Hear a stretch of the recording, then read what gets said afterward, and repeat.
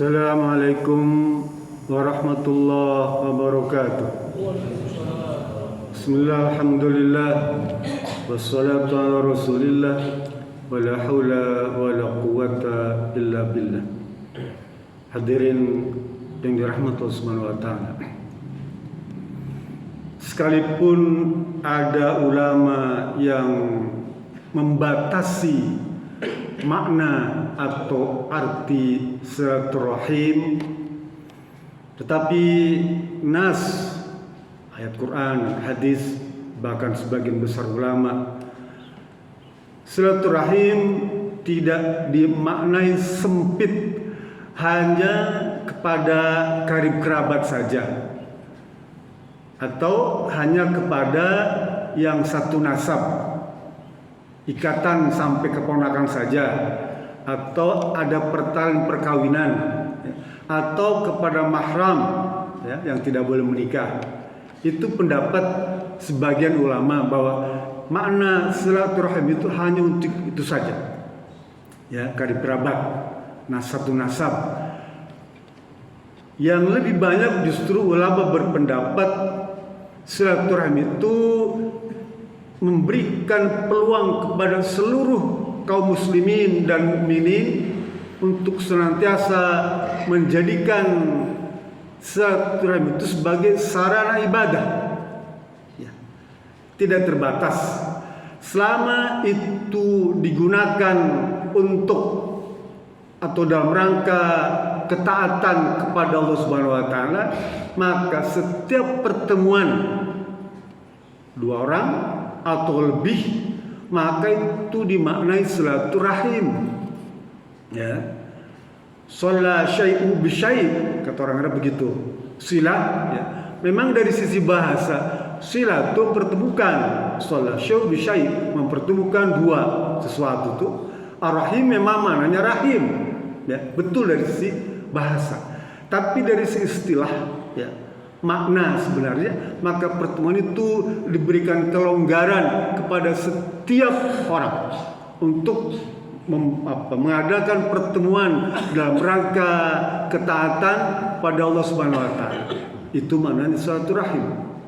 Dalam istilah bahasa Indonesia, ya, ada dalam kamus besar bahasa Indonesia itu tidak disebut sebagai silaturahim, tapi silaturahmi. Maknanya sama, bahkan lebih luas lagi, ya, dalam versi bahasa Indonesia itu. Jadi kalau kita menyebutkan silaturahmi atau silaturahim tidak salah, dua-duanya betul. Jadi kemudian ini salah, tidak. Ya. Ulama semua memberikan rekomendasi bahwa kata silaturahmi, ya, itu bermakna lebih luas lagi cakupannya, ya, lebih luas lagi. Karena ini merupakan ibadah. Nanti Bapak baca surat An-Nisa ayat 36 tuh, wa'budullaha wa la tusyriku bi syai'an wa bil walidaini ihsana wa bidzil qurba wal yatama wal masakin wal jari dzil qurba wal jari dzil junubi was sahibil jambi wa ibnas sabil wa ma malakat aymanukum innallaha la yuhibbu man kana mukhtalan fakhura. Ada 10, ya, golongan yang kita boleh melakukan pendekatan tuh, silaturahmi itu atau silaturahim itu, ya. Dari mulai keluarga, orang tua, kerabat dekat, kerabat jauh, tetangga dekat, tetangga jauh, tuh, ibnu sabil, musafir, semuanya pendekatan. Kita dipersilakan untuk mengadakan silaturahim itu, karena memang maknanya besar.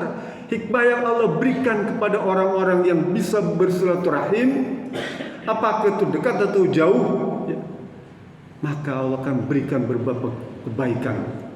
Coba orang yang senantiasa mau bersilaturahmi, ya, dia disebut sebagai orang yang beriman. Beriman, ciri orang yang beriman diantaranya adalah orang yang mau bersilaturahmi. Man kana yu'minu billahi wal yawmil akhir falyasil rahimah, ya.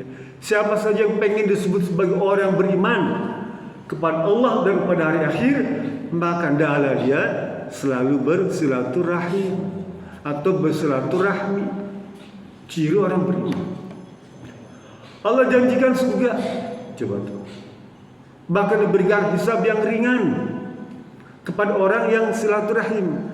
Kata Rasulullah, salasun man kunna fi hasabahu hisaban yasira wa dukhilahul jannah birahmatih. Wa qalu wa ma ya Rasulullah, qala silman qata'aka wa tu'ti man haramaka wa tu'fi man zalamaka. Ada 3 golongan kata Rasulullah, ya, yang dia kelak akan mendapatkan kemudahan dalam hisab. Coba, hisabnya diringankan, Pak. Sementara orang antri, ya, miliaran manusia tuh antri berjemur-jemur di depan masyarakat tuh. Kita dihisab ringan, ya. Hisaban yasira. Lalu Rasul bilang, "Wadkhilahul jannah," dan Allah masukkan dia ke dalam surga dengan rahmatnya. Udah dihisabnya ringan, ya, nggak banyak pertanyaan, dimasuk ke dalam surga. Sahabat tanya, "Ya Rasul, siapa mereka itu?" Rasul, kayaknya saya pengen deh, senang gitu tuh ya, hisabnya ringan, masuk surga. Rasul bilang, yang pertama, silman qata'aka, ya. Orang yang bersilaturahim, ya. Orang yang mengadakan pendekatan kepada orang yang telah memutuskan dia. Kita mungkin pernah musuhan, lalu dia nggak mau kenal dengan kita, ya. Kita datang, silman qata'aka, bertemu tuh untuk menjalin kembali silaturahim. Memang tidak mudah, perlu keberanian mental, ya, kepada orang yang pernah memusuhi kita, ya, tidak senang dengan kita, tapi kita memulai silaturahim dengan dia. Maka orang yang termasuk mendapatkan hisab yang mudah, bahkan masuk surga. Yang kedua, waktu timan haramaka, memberi sesuatu kepada orang yang pelit. Orang pelit tuh, ya, kita kasih sesuatu hadiah kepada dia sebagai pancingan. Terserah apakah hadiahnya itu berupa zakat, ya, atau mungkin kambing, sapi, kurban, boleh berikan kepada dia, ya. Atau mungkin kita ada sesuatu oleh-oleh dari kampung, kasih kepada dia, orang yang pelit nih, ya. Orang yang jarang sekali kumpul-kumpul, menjadikan makanan tuh, ya, atau memberikan sesuatu, beri kepada dia tuh. Tu'timan haramaka, beri kepada dia, karena pemberian itu, ya, dia jadi keberkahan bagi dia yang bisa merubah kalbu dia yang selama ini pedit, ya, maka dia akan jadi royal, Pak.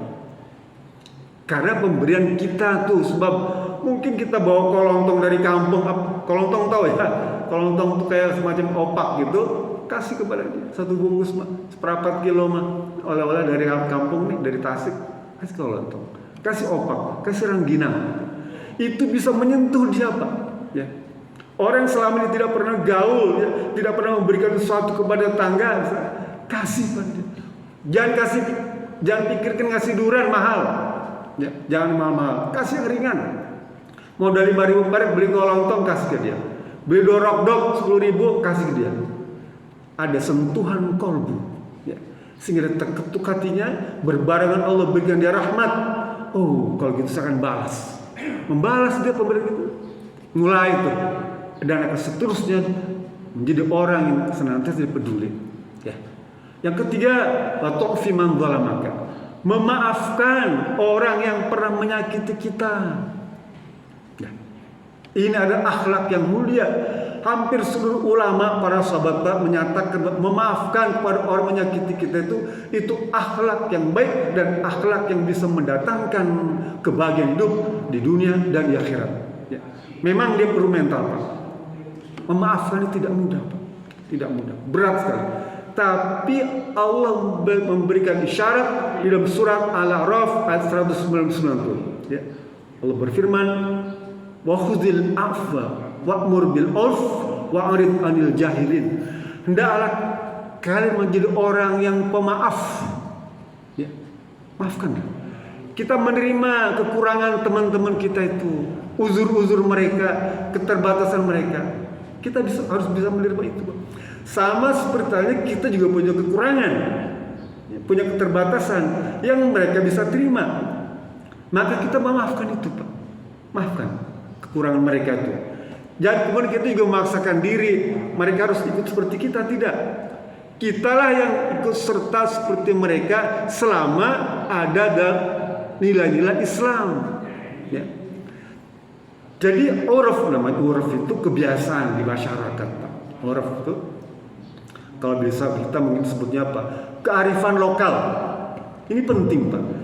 Kita sebagai orang Indonesia, Pak, ya, orang Timur yang kaya akan budaya, memang bukan syariat, tapi tradisi mudik itu ada indikasi dia disuruh oleh Allah, oleh Rasulullah SAW, ya. Termasuk bagian dari silaturahim itu. Dia kearifan lokal, ya. Zuru, tengoklah saudara kamu di kampung itu, ya. Ziarah termasuk di dalamnya. Kenapa kok hanya pada hari raya? Karena memang waktu kita semuanya terbatas, tidak punya luang waktu. Hanya momen tertentu saja yang bisa kita cuti, pulang kampung. Kan nggak bisa setiap saat. Nah, oleh karena itu, kenapa kok cuma hari raya aja? Ya karena momennya hari raya itu. Bukan harus hari raya, boleh hari raya juga kita ziarah tuh boleh. Tapi karena kita dikasih kesempatan cuti itu hanya pada hari raya, maka manfaatkan sekalian. Menziarahi saudara yang masih hidup, menziarahi saudara atau keluarga yang sudah meninggal, boleh. Bagian daripada silaturahmi. Ya, coba tuh. Allah berikan banyak kebaikan, Pak. Belum lagi kalau kita bisa menjalin silaturahmi, Allah panjangkan usia. Allah karuniakan rezeki yang melimpah. Coba tuh. Allah berikan kebaikan kepada dia, dijauhkan dari siksa kubur. Wah, luar biasa, Pak. Rugi pokoknya orang yang momen hari raya ini tidak mempraktekkan silaturahmi. Ya. Loh, gimana saat kita setiap hari ketemu? Ya itu pun sudah merupakan silaturahmi. Kita kumpul seperti ini, selama ada dalam ketaatan, maka itu bagian daripada silaturahmi atau silaturahim. Oleh karena itu jangan kemudian kita mengasingkan diri. Ada orang kumpul-kumpul kita pergi. Ada orang riungan kita nggak mau datang. Rugi, Pak. Kayak itu momen terbaik untuk diri kita, bukan untuk yang ngundang kita itu, bukan. Selama itu ada dalam ketaatan. Tapi kalau misal kumpulan itu dalam kemaksiatan, maka dia bukan silaturahmi. Ya. Contoh misalnya kumpulan main gaple, contoh. Maka itu bukan silaturahmi. Kita kumpulan di karaokean, ya, itu bukan silaturahmi. Kita kumpulan di klub, itu bukan silaturahmi. Karena di sana syarat dengan kemaksiatan. Bahkan kita nonton bola yang penuh dengan kemaksiatan itu bukan silaturahmi. Sekalipun kumpulan banyak orang, tapi kumpulannya berdua nih, mohon maaf nih, dengan calon istri misalnya, kita taruh berdua tuh, ya, di rumahnya misalnya. Sepanjang itu ada dalam ketaatan, tidak melanggar norma-norma agama, maka itu disebut sebagai silaturahmi. Tapi kalau misalnya pacaran itu melanggar etika, melanggar norma, melanggar syariat, maka itu bukan silaturahmi. Jadi koridornya adalah dalam rangka ketakwaan kepada Allah Subhanahu wa taala, maka pertemuan itu boleh disebut sebagai silaturahim atau silaturahmi, baik itu satu nasab, satu keturunan, satu keluarga, ataupun bukan satu keluarga, ya, selama ada ketaatan. Bukan ke orang Islam itu bersaudara, Pak. Bukan ke orang beriman itu semuanya bersaudara. Jadi ini kita semua nih, Pak, ya. Jadikan setiap momen-momen pertemuan itu sebagai silaturahmi dan niatkan dalam hati kita untuk menjalin silaturahmi. Agar Allah memberikan kebaikan kepada kita, agar Rasul yang memberi contoh kepada kita itu juga bisa memberikan syafaat kepada kita, baik itu dekat maupun jauh. Semoga saja ini menjadi bahan renungan kita semua, yang kita diberikan kemudahan untuk memahaminya dan mengamalkannya. Billahi Assalamualaikum warahmatullahi wabarakatuh.